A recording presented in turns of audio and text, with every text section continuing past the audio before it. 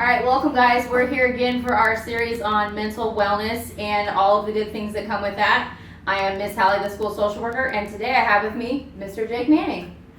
So I heard you talk about, when things are hard and instead of giving up to persist. So for some of our students who may be struggling to find the motivation to do whether it's art or hygiene or schoolwork or sports, what kind of things might you say to them to try and help them find the motivation to do some of these things that they need to do, should do, can do?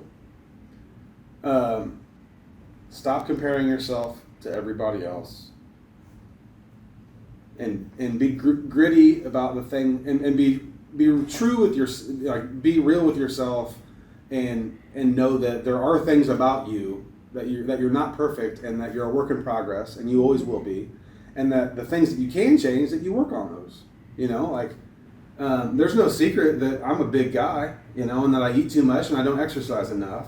And I'm busy and I got bad habits, and I've had those bad habits a long time. Mm-hmm. But they don't define who I am, and as far as like my happiness.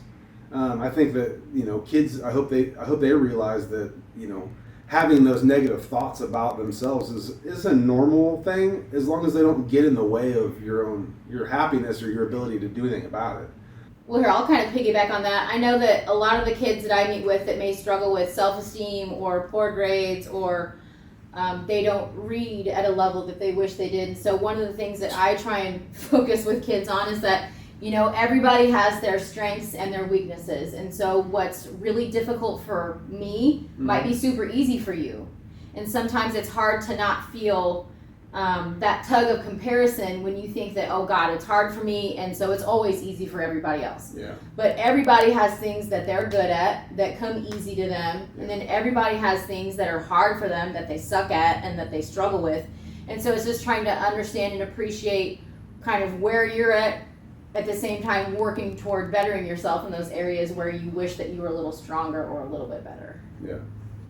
So one of the things that I'm curious about is when you find those weak points or things that you're not as strong at, how do you find the motivation to work toward improving things that are hard for you, that you don't necessarily love, or that you're not necessarily great at? Some days and some weeks, and maybe even for a month, you don't do so hot at meeting those goals that you set for yourself. But ultimately, I guess what you have to do is you have to say, I've got some short-term goals. What can I try to accomplish in a week, in a month, by the end of the school year, by the end of the summer, I want to do this or X, Y, and Z. And then, ultimately, like, what is this supposed to do for me? How is it supposed to make me better? What are my long-term goals? If I can't achieve that, then what's next after that? And that kind of helps keep me just thinking and daydreaming about what the next step is after that. So. Another thing that I'm curious of is, in terms of motivation and reaching your goals, how important do you feel like having a support team is for you? I'm a huge people person. Some people are more introverted, but I don't think that probably doesn't have anything to do with needing people. That's just needing your own downtime.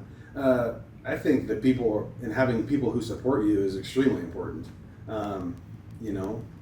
Knowing that part of why I set goals to be a better person is because of, as an adult, because of my kids or my wife or my family and my friends. It's important to me that I'm there for them, and that I'm the best person I can be for them. And I think that our students kind of see you as being one of those support people on their team, which is why I said earlier that they come to you and they seek you out as a person that they trust to help them find the motivation to do some of these things. And I hope that you guys, if you're needing some support people, we've got lots of really good people here at Warrensburg-Latham Middle and High School, myself included, the administration, the secretary staff, all of our teachers. So I don't want you to feel like you're alone, or if you're struggling, there are people here to help you. That's what we're here for. I mean, your job as an art teacher, but helping a kid find the motivation to do their schoolwork in science, it's not necessarily what you're here to do, but because you care about our kids, you'll take time away from art class to have that conversation for that kid's benefit. For sure. And I think that our kids need to be reminded of that if you're more comfortable to go talk to Mr. Manning as opposed to the school social worker, that's cool. There are some things that he can handle, and there are some things that might be out of his area of expertise. Yeah, but it's easy to it's easy once you have that relationship within a classroom to, to say like, hey, Mrs. Holly's a good lady, this is really out of my wheelhouse. Why don't you go and I think you should talk to her and you should tell her these same things you're telling me.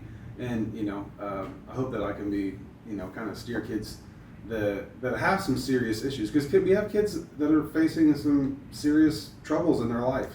Well, I think we're probably going to tie things up here. I think we've talked a lot about motivation, things that motivate us, things to do when we are struggling to find that motivation, and people that can help you with that. Mr. Manning, thank you so much for joining us here today, and we will see you next time, guys. This is really neat. Thank you.